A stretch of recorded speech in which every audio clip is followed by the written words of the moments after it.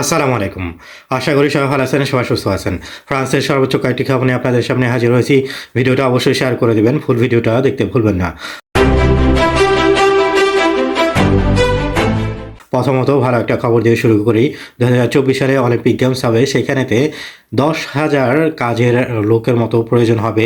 এর কারণেতে আগামীকাল আরেনা পক্ত দোলা সাপেলে সেখানেতে ওখানে ওখানে এক ধরনের মেলার মতো মিলবে, কাজের মেলা।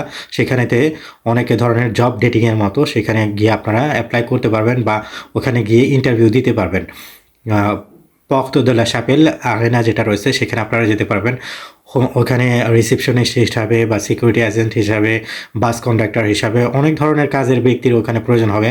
প্রায় 60টা কোম্পানি ওখানেতে থাকবে। বিভিন্ন কোম্পানির কাছে আপনারা সিভিও দিয়ে আসতে পারবেন। যারা কিনা কাজ খুঁজছেন এইখানেটা কিন্তু অনেক বড় একটা অপরচুনিটি, আপনারা যেতে পারবেন।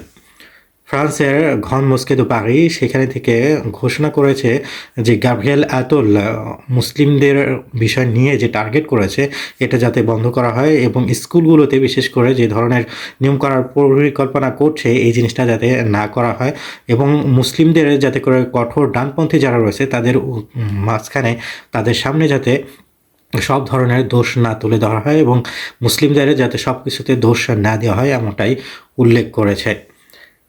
লিয়ন ফ্রান্সের যারা কিনা এয়ার কন্ট্রোলার রয়েছে তারা আন্দোলন করবে। ইতিমধ্যে তারা আন্দোলন করেছিল এবং তারা নেগোসিয়েশনে বসেছিল, কিন্তু নেগোসিয়েশনটা তাদের মন মতো হয়নি। এর কারণে পুনরায় তারা আবার আন্দোলন করবে বলে জানিয়েছেন।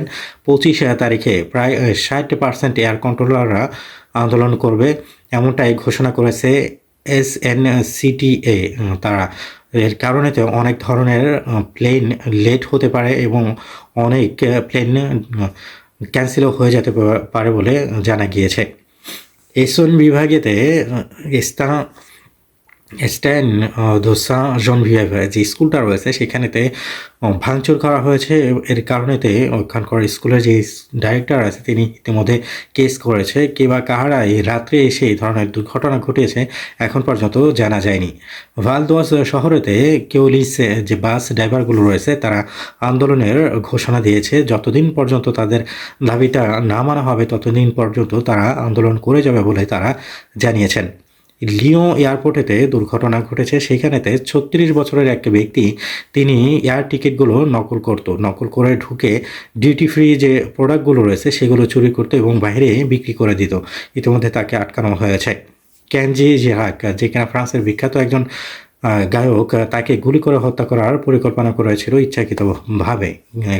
তাকে ইমার্জেন্সিতে নিয়ে যাওয়া হয় এবং তিনি এখন তার লাইফটা এখন সিকিউরিটির মধ্যে রয়েছে বলে জানিয়েছেন ডাক্তার।